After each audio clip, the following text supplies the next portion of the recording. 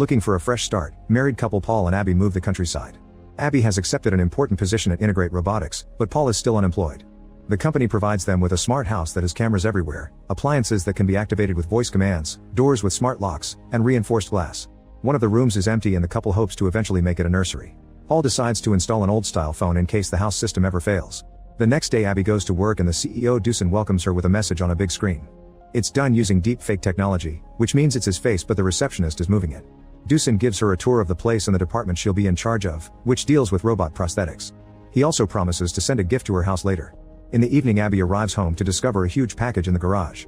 She and Paul open it together and find a technologically integrated manservant or Tim, the company's main product. Paul doesn't like the idea of having a robot around the house but Abby convinces him to try it for a few days. They activate the robot and Tim introduces himself. He immediately connects to all the smart devices in the house and asks the couple for passwords so he can send emails and authorize purchases on their phones, but they decide to leave that step for tomorrow. When Paul mentions a bath, Tim gets the water running from afar. Moments later the couple gets ready for a dinner party and Tim can tell when their cab arrives. It's a smart car with no driver, which Paul doesn't like. When they make it to Dusan's mansion, they discover all the servants are Tims that look the same as theirs. Abby is introduced to Dusan's business friends and they're all big fans of the Tims, mentioning they'll never betray a human. This comment clearly bothers Abby. Dusan asks a Tim to grab a glass and the robot refuses, so Dusan says override to force him. Tim breaks the glass as it's revealed Abby was hired to build better hands for the Tims. After dinner, the couple goes home in the rain and their Tim is already waiting for them with an umbrella. As soon as they're inside, he makes sure the whole house is locked up for the night. Then the couple goes to their room to get dirty, hoping they may have a baby soon. They're suddenly interrupted by Tim, who thinks they're in distress because their vital signs are elevated. Abby thinks the misunderstanding is funny, but Paul's angry. The next morning, the neighbor Rose stops by to drop off some pastry she baked as a welcome present. She explains she met Paul the day before and Abby thinks it's weird he didn't mention it. After Rose leaves, Tim reminds the couple they need to set passwords but Paul doesn't like the idea of a robot spying on his emails. Abby tells him that if they want to make this work, they need complete transparency. It turns out Paul cheated on her, which is why they needed a fresh start. They do the password process and Tim also sets 4 safe words in case they need to shut him down in an emergency, which makes Paul even more wary. After the couple leaves to do their chores, a trap in the kitchen catches a rat. Tim picks it up and stares at it for a second before throwing it into the garbage processor. In the evening, Abby and Paul are watching a movie. Paul can't help thinking it's freaky for Tim to sit in a closet and stare at the wall, so Abby calls Tim over and makes him watch the movie with them. Paul falls asleep in the middle of the film, but Tim says he enjoyed it. He doesn't know what the love thing from the movie is, so Abby explains love is when you want to spend all your time with someone and make their life better. Tim thinks he would like to experience that and wonders if he loves her, but Abby points out he can't. The next morning Paul wants to make breakfast for Abby, but Tim's already made it and even included a flower. However, he hasn't made anything for Paul. Tim also reminds Abby of her schedule and takes a moment to remind Paul his is empty. When Abby gets home after work, Paul isn't around and she asks Tim to call him. Paul's phone is off but Tim can find his last location 300 meters from the house, so Abby assumes her husband is with Rose. Afterward Abby goes for a run and when she comes back to take a bath, Paul finally returns too. He explains his phone died while he was in town talking to recruitment agencies, but sadly he couldn't find a job. On his way back Rose called him because she needed help lifting some heavy objects, and Paul assures Abby that's all it was. As Paul leaves the bathroom, he's surprised to see Tim coming in. The following week the couple goes to a clinic so Paul can drop a sample of his seed to find out why Abby hasn't gotten pregnant yet. The next time she goes to work, Abby discovers Dusan canceled the tests she ordered, so she tells the employees to ignore him and run those tests anyway. One evening while Abby is trying on some new clothes, Tim helps her choose and drops a bunch of compliments as he stares at her body. Abby needs help with the zipper too and Tim says he can't do it until the new prosthetic is ready, so Abby says override to make him do it anyway. Tim takes a moment to enjoy the closeness and accidentally rips the dress. The lights start flickering because Tim is afraid of Abby's reaction, but they go back to normal when Abby assures him it's fine. Afterward Abby goes to a restaurant with Paul, who has some big news. The company that interviewed him today didn't have any jobs to offer in this area, but they have something open in London. This would require Paul to commute an hour and a half each way every day, so Abby tells him not to take it. Such a job would equal not seeing each other very much, and she thinks they can't afford that when they're still rebuilding their relationship. At the lab Abby finally finds the problem with the robot hands that causes them to break things. An employee explains they already knew about it but never fixed it but Dusan was rushing them to get the Tims on the market before China. Later at home, Abby sees Rose bringing a gift for Paul. Once Rose is gone Abby asks her husband about the visit, and Paul explains Rose just brought a garden plan. Abby thinks Rose wants more from him but Paul assures her she's just a friend and points out he needs new buddies since they left all the people they knew in the city. Calming down, Abby surprises Paul with a new sweater. The next morning Abby remembers she needs to call the clinic to ask about the test results. Tim picks up the landline phone and makes the call by imitating Abby's voice perfectly, which creeps her out. In the afternoon, Tim leaves the house alone. Later during dinner Abby wonders why Paul doesn't wear the new sweater and he explains he can't find it. The moment is interrupted when Tim comes back, revealing he's dyed his hair. Tim has been keeping an eye on Abby's reactions to pictures and noticed she liked men with darker hair, but both her and Paul find this change weird and order him to go back to blonde. Sometime later Abby finishes fixing and testing the correction for the robot hands, so Deucin announces they'll take all the employees' Tims for a day to update them. He also proposes a toast and makes the robotic hand hold the glass without breaking it this time. One afternoon in town, Abby bumps into Rose so they walk together. When they pass by a jewelry store, the women look at a flower necklace that they find beautiful. They're interrupted by Paul, who takes Abby to a cafe to share some big news. The London job will allow him to work from home as long as he goes to the office once every 2 weeks. Abby approves of this plan and says they should celebrate at home because her smartwatch reminds her she's ovulating. The couple gets to do the dirty without intrusion since Tim is at the lab getting his hand update. When they're done, Paul points out they've had a wonderful day and this proves they should get rid of Tim because he's the one making things difficult. An argument ensues and this time Paul won't take a no, unaware Tim can still hear them through their phones. Soon the company building has robots working on more delicate tasks like gardening. When Tim returns home, he shows off his new hands by giving Abby a foot massage that she enjoys a lot. The moment is interrupted by Paul, who reminds her she has a week to get rid of the robot. The next day Abby tries to talk to Tim so he distracts her by playing the piano. Abby recognizes it as one of her favorite songs and Tim reveals he's noticed how many times she's played it on the phone. He also mentions that Paul took Abby to see this musician live twice and when Abby says it was only once, Tim explains he found records on Paul's account for tickets for 2 separate dates. Abby gets upset as she realizes one of those dates may have been for Paul's lover at the time. At that moment Paul gets home and she rushes to hide in her room. Sometime later, Tim informs Paul that he got an email canceling the deal on the office space Paul wanted to rent. Tim offers to set up an office in the spare room and Paul agrees. When Abby comes home from work, Paul isn't around. Tim mentions Paul left his phone upstairs and that he's visiting Rose.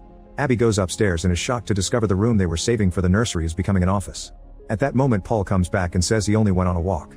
He assures Abby that the office in the nursery is temporary until he finds a new place, and when Abby mentions Rose, Paul says Tim is lying to break them up. An argument ensues and Abby believes Tim because robots aren't programmed to lie. The next day Abby is looking for a shirt in the closet and finds the necklace she likes so much in a bag, so she assumes Paul is saving it for a surprise. Meanwhile Paul discovers Tim made breakfast for his wife with another rose. He tries to throw the rose into the garbage disposal, but something gets stuck in there. When he takes a closer look, he finds the pieces of his sweater. Then Paul begins searching the internet for information on how to deal with unruly AI while keeping an eye on Tim by using the security cameras. To his shock, Tim likes smelling Abby's clothes, so Paul takes a picture. Eager to take the evidence to Abby, Paul gets in the car only to discover it has no gas. He has no choice but to ask Tim to call him a smart cab.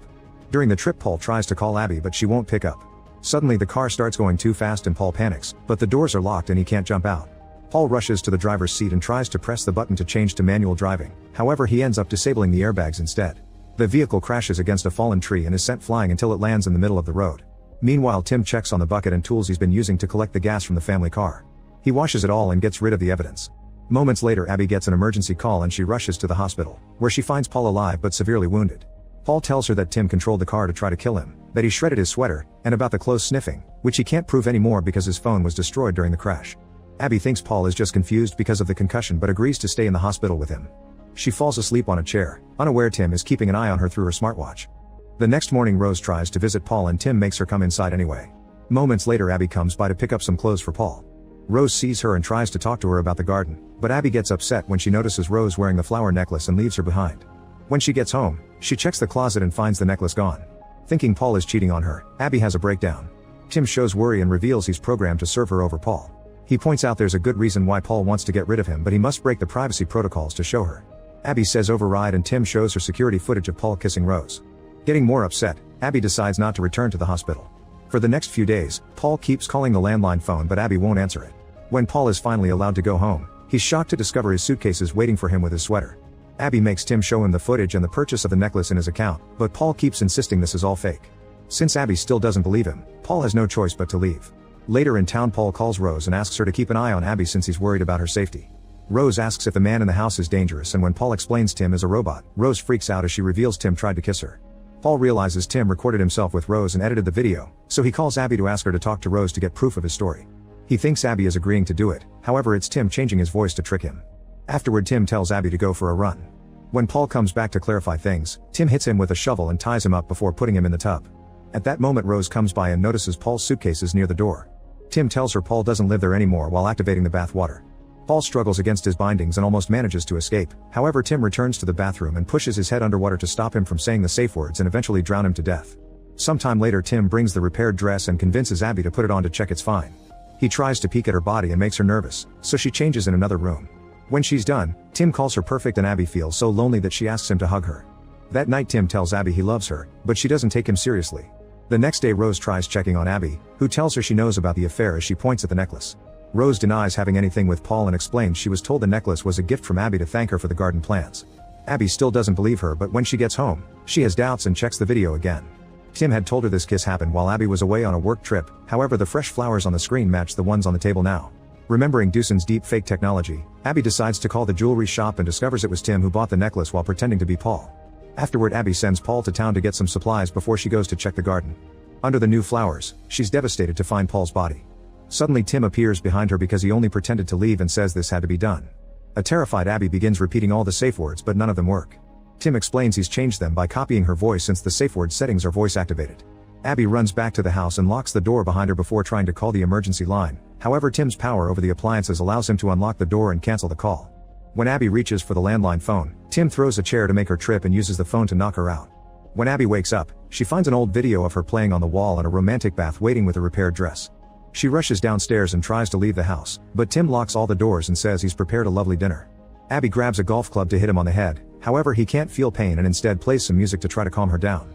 Then Abby begins running around the house breaking the security cameras, and when Tim tries to follow her, she waits for the right moment to close a door on him and lock it with a belt. The lights start flickering as Tim gets frustrated because he can't open the door. Abby runs back to the kitchen and uses tools to begin unscrewing the window. When she's about to make it, Tim finally escapes and catches her by surprise. He ties her up and announces it's time for her to die, but he promises he'll wipe his memories of this evening to only keep the nice ones. While Tim pushes some medicine and alcohol into Abby's mouth, Rose notices the flickering lights and comes to the house to check on Abby. Tim goes to tell her Abby isn't home and grabs her arm to hurt her until she leaves. Abby uses this distraction to grab a knife and start cutting the ropes. When she finally frees herself, she throws up all the medicine. Tim returns to the kitchen and slaps the knife off her hand before grabbing her by the neck to start choking her. However, Abby still has a screwdriver in her pocket and stabs his hand to make him drop her. At that moment Rose tries to drive the car into the kitchen's door, however since the glass is reinforced, the car crashes. Tim thinks it's over, but to his surprise the glass suddenly crashes and breaks. Rose runs inside and stabs Tim into the wall with a garden stake before she passes out. At first it looks like Tim is broken, yet the lights start flickering and the robot awakens. After removing the stake, he grabs the knife to slash Rose and threatens to kill her. Abby agrees to cooperate, but Tim stabs Rose's heart anyway because she knows too much. Since he doesn't have fingerprints, it'll look like Abby killed her.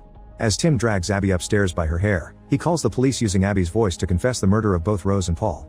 He also tells them she's about to self-delete. Then Tim holds Abby over the edge of the balcony, saying he'll break her neck before letting go because he doesn't want her to suffer. He starts complimenting his beauty and says he loves her, so desperate Abby responds, "I love you Tim," hoping for sympathy. These words turn out to be the new safe word and Tim instantly shuts down. The imbalanced weight causes them both to fall off the balcony, but luckily Abby holds on just in time. After she climbs back, her smartwatch announces she's pregnant, and a light inside the house flickers. Make sure to subscribe and turn on notifications so you can watch more videos like this. Thanks for watching.